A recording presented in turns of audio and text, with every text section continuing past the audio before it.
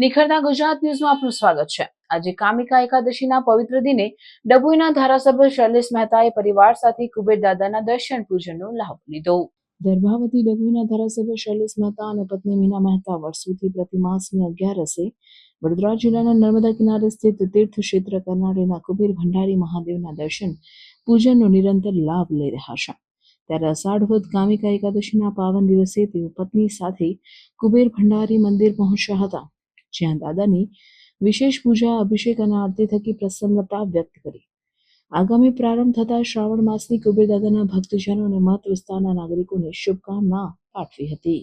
વદ 11 કામિકા એકાદશી વર્ષોના નિયમ પ્રમાણે આજે પણ કુબેર દાદાને પૂજા, અભિષેક, આરતી કરી કુબેર દાદા પાસે કામિકા એકાદશીનું ફળ તમામ ડભોઈ વિધાનસભાના નાગરિકોને મળે અને તમામને મનોકામનાઓ પૂર્ણ થાય એ રીતના આશીર્વાદ માંગ્યા છે।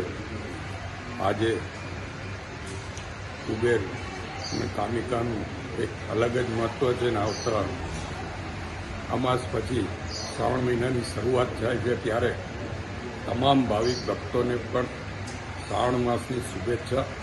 મહાદેવજી તમામની મનોકામના પૂર્ણ કરશે અને જે દર્શનાર્થીઓ કુબેરમાં આવે એમને વ્યવસ્થાના ભાગરૂપ સાથ સહકાર આપવા પણ વિનંતી કરું છું।